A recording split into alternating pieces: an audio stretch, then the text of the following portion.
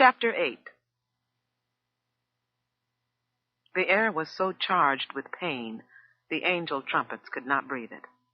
Rows of them wrinkled on the vine and fell unnoticed right in Valerian's sightline.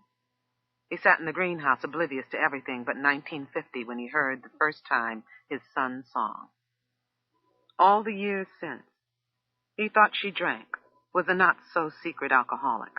The sleeping masks, the clumsiness, the beauty spa vacations, the withdrawal, the hard-to-wake mornings, the night crying, the irritability, the sloppy candy kisses mother loved.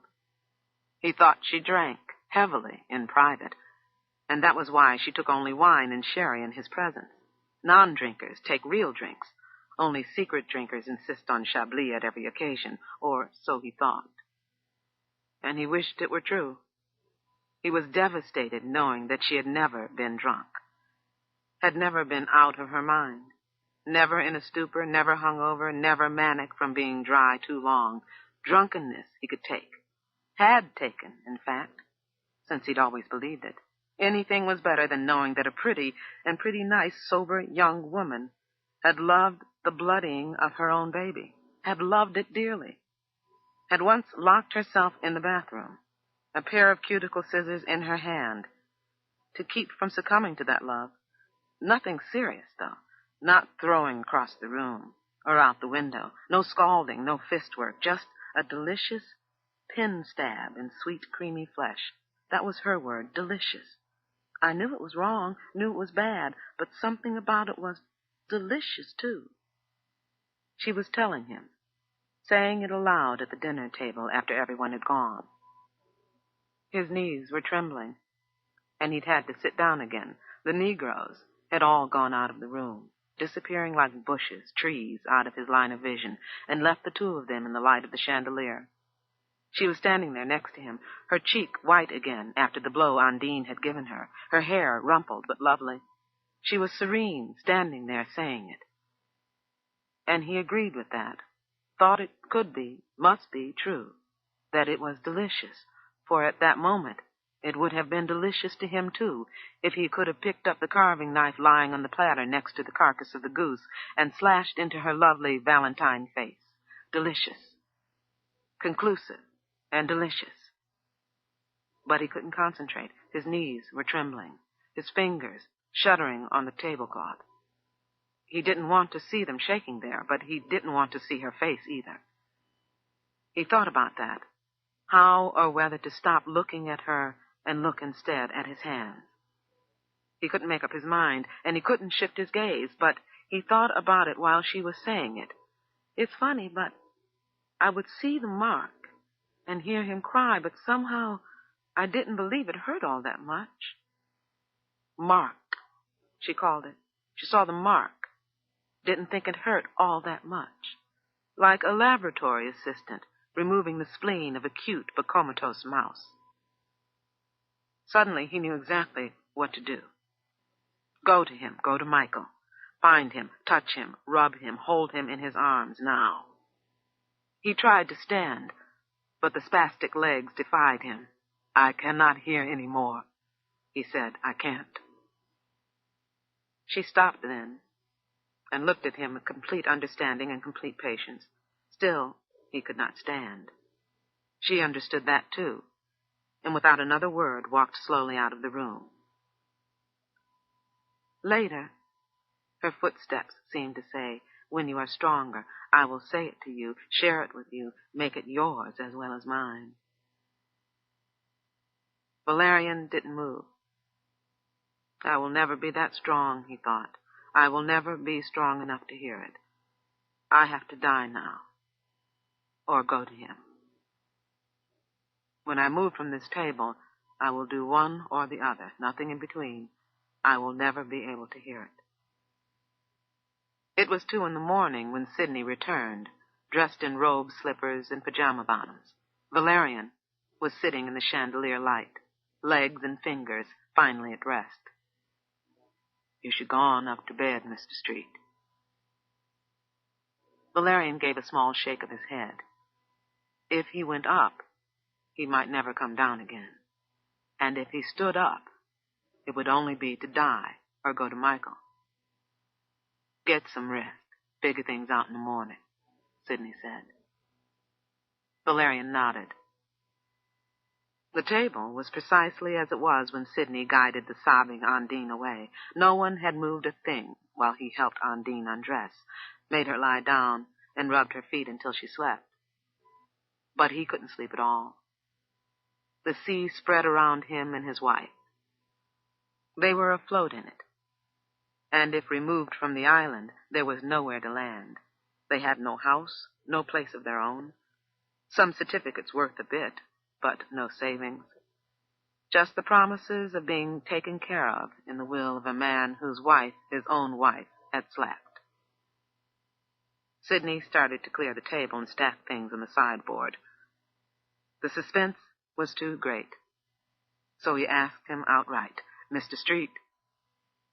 Valerian showed him his evening eyes, but didn't speak. "You gonna let us go?" Valerian stared at Sidney, trying to focus on, then comprehend the question. "What? Me and Undine. You going to let us go?" Valerian rested his forehead in his hand. I don't know anything," he said. And Sidney had to be content for now with that answer spoken faintly, remotely, for Valerian, holding onto his head, fell back into the waxen horror Sidney had tried to penetrate. He was still there at 6 the next morning. His eyes closed at last, his mind slowed to an occasional thud. He woke because nature required him to, not to die or board an airplane headed for his son, but to go to the bathroom. So he did move from the table, and he climbed the stairs on frail new legs. Once attending to that call, it was not unthinkable to attend to another, to rinse his face, clean his teeth, brush back his hair with his hands. He took off his shoes and sat on the bed holding them. The picture of the beautiful boy in the laundry under the sink, singing because he couldn't speak or cry, because he had no vocabulary for what was happening to him, who sang la, la, la, la, la, la instead. That picture had stayed with Valerian all night, through fitful sleep, and was there, between his stockinged feet in the morning. I have to cry about this, Valerian thought. I've got to shed tears about this, but not water, please God. May they be blood. I have to cry blood tears for his wounds.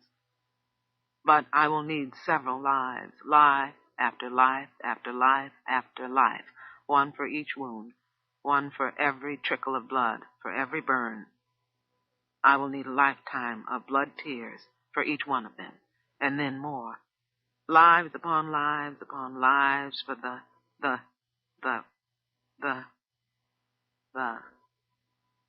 hurt.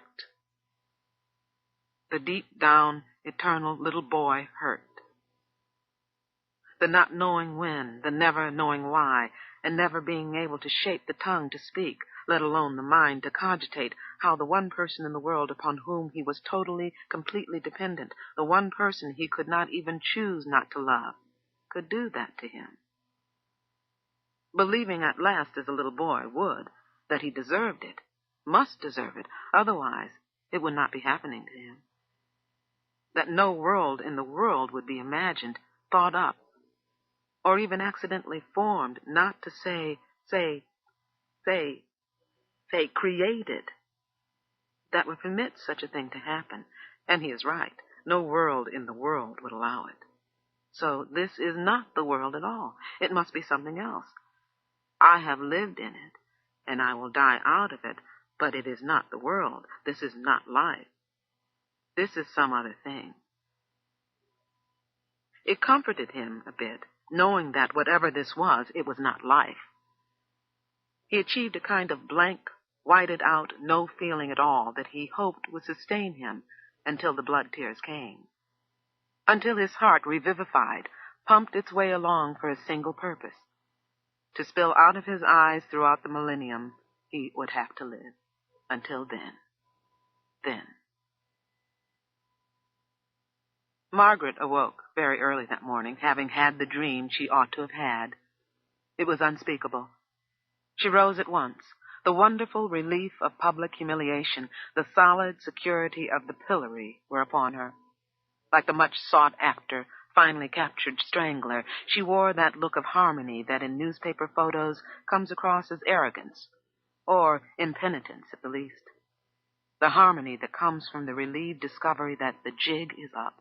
The parts settle back into their proper places, and the strangler sighs, "Thank God I didn't get away scot-free." She had no idea what would be next, but that was not a problem to which she had to provide a solution. That was the future. Her job at hand was to reveal the past. Right now, she had to wash her hair, hard, soap it with mountains of lather, and rinse it over and over again. Then she sat in the sun, against every instruction ever given her about the care of her hair, and let it dry. L'Arbre de la Croix became a house of shadows. Couples locked into each other, or away from each other, the murmuring of whose hearts rivaled the dreaming daisy trees. Jadine and Son off together plotting.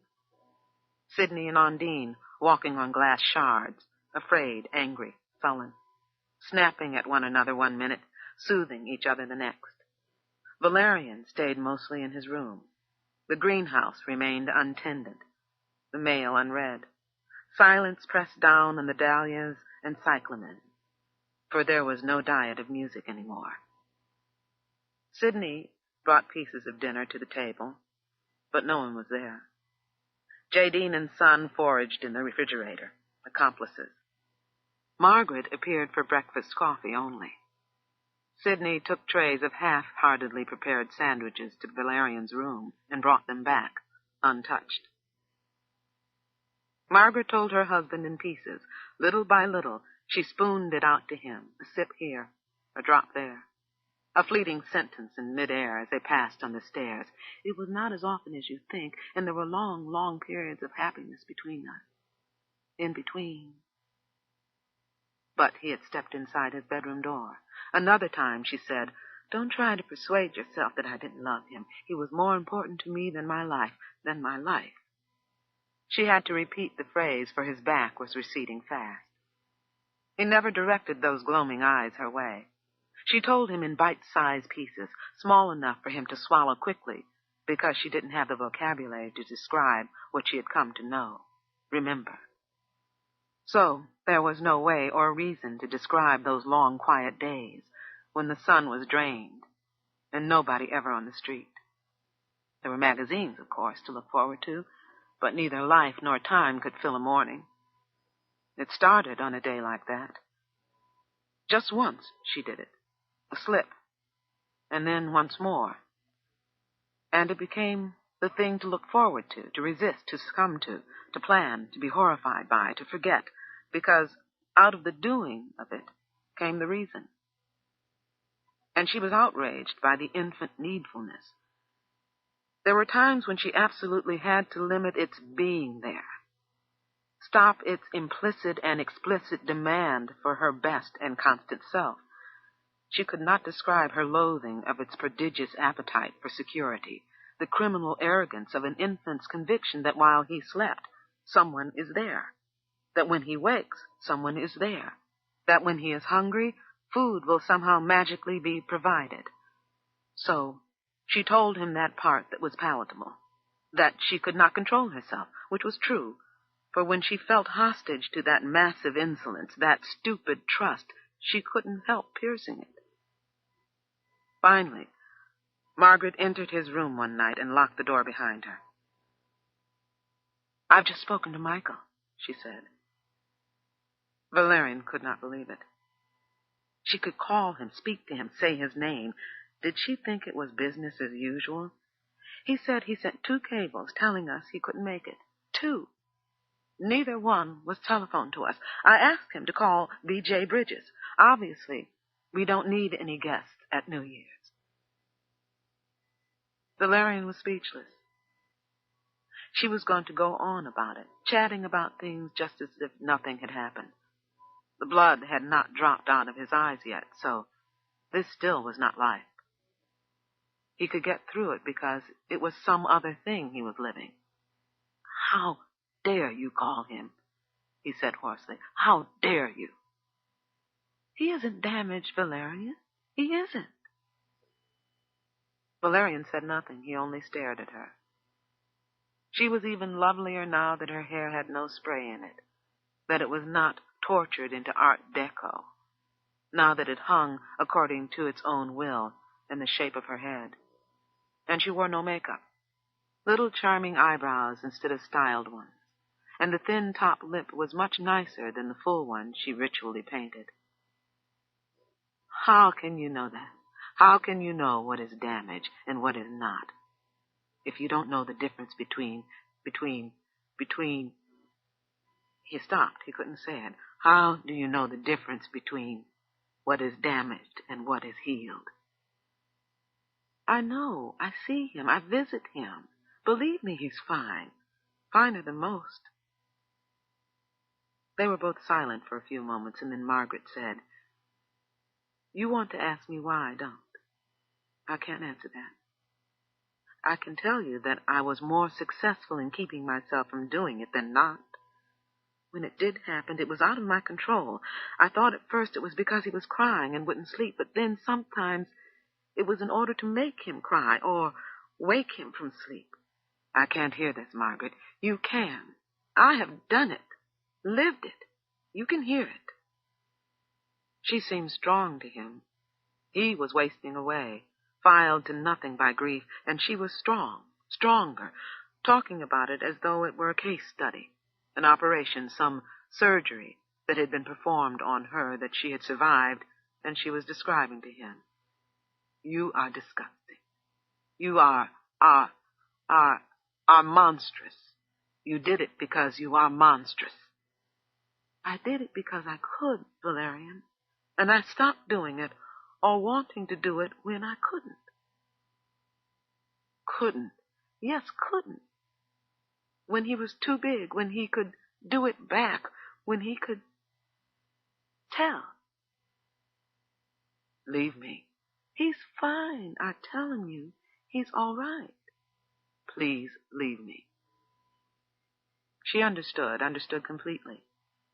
And without another word, she unlocked the door and left. Another time, she waited for him at the breakfast table and said, "You are angry because he didn't tell you." Why didn't he tell me? Valerian had not thought of that yet. He had been living with just the picture of the boy under the sink, and had only been hearing the la, la, la, la, la, la, but now he realized that was part of his anger. Why didn't he tell me? He was probably too ashamed. Oh, God, I think he is still ashamed. Valerian's hands were shuddering again. "Why does he love you?" he asked her over his shuddering fingers. "Why does he love you?" "Because I love him." Valerian shook his head and asked her a third time, "Why does he love you?" "He knows I love him," she said, "that I couldn't help it." Valerian shouted then at the top of his throat, "Why does he love you?" Margaret closed her blue, if it's a boy, blue eyes. "I don't know." Now the tears came. Not all at once. Not in the rush of blood he anticipated, longed for. Rather, a twilight glimmer, a little mercury in the eyes that grew brighter and brighter. That was the beginning. And he knew there would be more of them, for now he would settle for that bright burning. Margaret opened her eyes and looked into his. "Hit me," she said softly. "Hit me, Valerian." His shuddering fingers went wild at the thought of touching her, making physical contact with that skin. His whole body recoiled. "No," he said, "no." "Please, please." "No. You have to, please, you have to." Now he could see the lines, the ones the makeup had shielded brilliantly. A thread here and there, and the roots of her hair were markedly different from the rest. She looked real. Not like a piece of Valerian candy, but like a person on a bus, already formed, fleshed, thick with a life which is not yours and not accessible to you. Tomorrow, he said. Perhaps tomorrow. Every day, she asked him. Every day, he answered, tomorrow, perhaps tomorrow. But he never did. And she was hard-pressed to think of a way to ease their mutual sorrow. On the first day of the year, Margaret pushed open the kitchen door. Undine was there, as she always was. The braids Margaret had snatched were folded quietly now across her head. Margaret, having had the dream she ought to, felt clean, weightless as she walked through the doors and stood at the oak table. Undine was napping, her head resting on the back of a chair, her feet resting on another. When she heard the grunt of the door hinges, she woke at once and stood up, alert. No, no, sit back down, Undine. Undine shoved her feet into her moccasins and continued to stand. Can I get you something? She asked out of habit, and out of a need to do what was wanted of her and get the woman out of the kitchen. No, thank you. Margaret sat down, and didn't seem disturbed by the painful silence Undine was keeping after the refusal. She looked past the black woman's silhouette to a place in the shutters where the sky showed through. I knew you knew, she said. I always knew you knew. Undine sat down without answering. You loved my son, didn't you? It was more a statement than a question. I love anything small that needs it, said Undine. I suppose I should thank you for not saying anything, but I have to tell you that it would have been better, Undine, if you had. It's terrible living in the same house with your own witness. But I think I understand it. You wanted me to hate you, didn't you? That's why you never said anything all those years. You wanted me to hate you. No, I didn't. You wasn't a whole lot on my mind. Oh, yes, I was. And you felt good hating me, didn't you? I could be the mean white lady, and you could be the good colored one. Did that make it easier for you? Undine didn't answer. Anyway, I came here to tell you that I'm sorry. Undine sighed. Me too. We could have been friends, Undine. Like at first when I used to come in your kitchen and eat your food and we laughed all the time. Didn't we, Undine? Didn't we used to laugh and laugh? Didn't we? I have it right, don't I? You got it right. But you wanted to hate me, so you didn't tell. There was nobody to tell. It was woman stuff. I couldn't tell your husband, and I couldn't tell mine. Why didn't you tell me? I mean, why didn't you scream at me? Stop me, something. You knew and you never said a word. I guess I thought you would let us go. If I told Sidney, he might tell Mr. Street, and then we'd be out of a job, a good job. I don't know now what I thought, to tell the truth. But once I started keeping it, it was like my secret, too. Sometimes I thought if you all let me go, there wouldn't be anyone around to take the edge off it. I didn't want to leave him there all by himself. You should have stopped me. You should have stopped yourself. I did. I did stop myself after a while, but you could have stopped me right away, Undine. Undine put the heels of her hands on her eyelids. When she removed them, her eyes were red. She blew out a breath, and she was old. Is that my job, too? To stop you? No, it's not your job, Undine, but I wish it had been your duty. I wish you had liked me enough to help me. I was only 19. You were what, 30? 35? Undine tilted her head and looked at her employer sideways. She raised her eyebrows slowly and then squinted. It was as though she saw Margaret for the first time. She shook her head back and forth in wonder. No, she said. I wasn't 35. I was 23. A girl, just like you. Margaret put her forehead into her palm. The roots of her sunset hair were brown. She held her head that way for a moment and said, "You have to forgive me for that, Undine. You have to." "You forgive you. Don't ask for more." "You know what, Undine? You know what? I want to be a wonderful, wonderful old lady." Margaret laughed a rusty little bark that came from a place seldom used. "Undine, let's be wonderful old ladies, you and me." "Huh," said Undine, but she smiled a little. "We're both childless now, Undine, and we're both stuck here. We should be friends. It's not too late." Undine looked out the window and didn't answer. "Is it too late, Undine?" "Almost," she said. "Almost." At some point in life, the world's beauty becomes enough. You don't need to photograph, paint, or even remember it. It is enough. No record of it needs to be kept, and you don't need someone to share it with or tell it to. When that happens, that letting go, you let go because you can. The world will always be there. While you sleep, it will be there. When you wake, it will be there as well. So you can sleep, and there is no reason to wake. A dead hydrangea is as intricate and lovely as one in bloom. Bleak sky is as seductive as sunshine. Miniature orange trees without blossom or fruit are not defective. They are that. So the windows of the greenhouse can be opened, and the weather let in.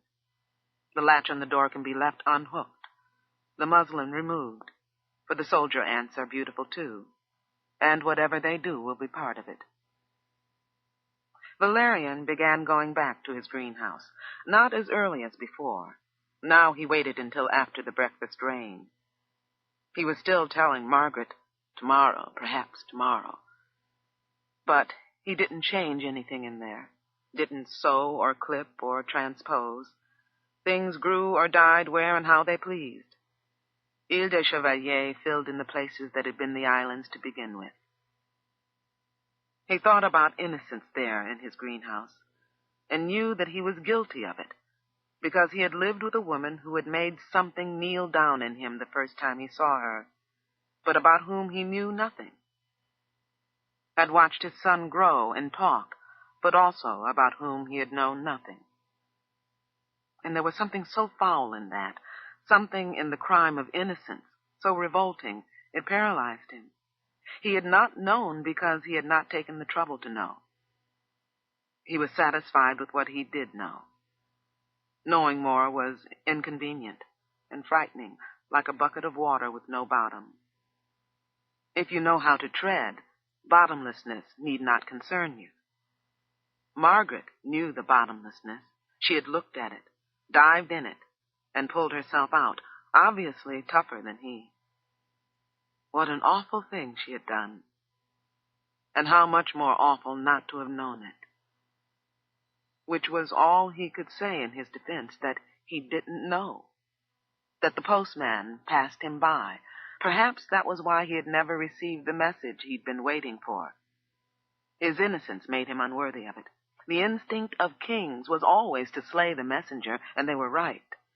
A real messenger, a worthy one, is corrupted by the message he brings, and if he is noble, he should accept that corruption. Valerian had received no message, but after waiting so long to receive, know, and deliver its contents, imperceptibly he had made up the information he was waiting for, preoccupied himself with the construction of the world and its inhabitants according to this imagined message, but had chosen not to know the real message that his son had mailed to him from underneath the sink. And all he could say was that he didn't know. He was guilty, therefore, of innocence. Was there anything so loathsome as a willfully innocent man? Hardly. An innocent man is a sin before God, inhuman and therefore unworthy. No man should live without absorbing the sins of his kind, the foul air of his innocence, even if it did wilt rows of angel trumpets and cause them to fall from their vines. Chapter 9. "This is a town?" Jadine shouted. "It looks like a block, a city block, in Queens." "Hush up," he said, squeezing her waist. "This is not only a town, it's the county seat. We call it the city." "This is Elo?" "No, this is Ponce. Elo is a little town. We got 14 miles to go yet."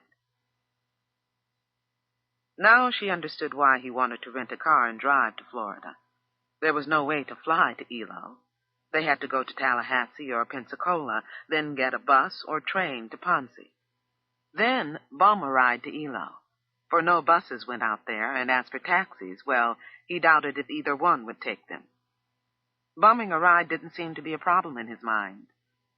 Her luggage held all he had, and when they got off the bus, she saw 8 or 10 black men lounging there in front of the depot, as Son called it. Son talked to one of them for at least 5 minutes. They waited another 30 minutes at the candy machine until a black man named Carl appeared, driving a 4-door Plymouth. He drove them to Elo, asking pointed questions all the way. Son said he was an army buddy of a man named Soldier, that they were out of Bruton on their way to Gainesville. Thought he'd look in on old Soldier, he said. Carl said he knew of Soldier, but had never met him. He had never seen a cashmere sweater with a cowl neckline, or chaparral boots, and didn't know they could make jeans that tight, or if they did, who but a child would wear them, since no honest work could be done in them. So he looked in the rearview mirror with disbelief. Nobody dressed like that in Bruton, Alabama, and he suspected they didn't in Montgomery either. He followed Son's directions and dropped them off in front of a house Jadine supposed was in Elo, since Son paid the man and got out. "Where are the 90 houses? I see 4, said Jadine, looking around. "They're here." "Where?" "Spread out. Folks don't live all crunched up together in Elo. Come on, girl." He picked up the luggage and, grinning like a groom, led her up the steps. A frame door was open to the still March morning. They both stood in front of the screen door, through which they could see a man sitting at a table with his back to them. Son didn't knock or move. He simply looked at the back of the man's head. Slowly, the man turned his head and stared at them. Then he got up from the table. Son opened the screen door and stepped in with Jadine just behind him. He didn't move closer to the man. He just stopped and smiled. The man didn't speak and didn't smile. He kept on staring. Then he raised his hands, clenching them into fists, and began to jump up and down on both feet, stamping the floor like a kid jumping rope. Son was laughing soundlessly. A woman ran in, but the man kept on jumping, pounding the floor. The woman looked at Son and Jadine with a little confused smile. The man jumped higher and faster. Son kept watching and laughing. The man was still jumping rope, but not smiling or laughing as Son was. Finally, when the stamping shook a lamp to the table's edge, and a window banged down, and the children were peering in the doorway, the man shouted at the top of his lungs, "Son! Son! Son!" to the beat of his crazy feet, and kept on until Son grabbed his head and pressed it to his chest. "It's me, Soldier. It's me." Soldier wrenched away, looked him in the face, then ran to the back window. "Wahoo! Wahoo!" he shouted, and came back to march 4 steps around the room. 2 men came to the front door and looked in at the marcher and then at the visitors. "Soldier's clowning," said the woman. "Soldier's clowning," said the children. "Good God Almighty, that's Son," whispered one of the men, and then it stopped. Son and Soldier hit each other on the head, the hands, the shoulders. "Who bought you them skinny shoes? Where your hair, nigger?" This ends side 2 of cassette 7 of Tar Baby. Please fast forward to the end before loading cassette 8.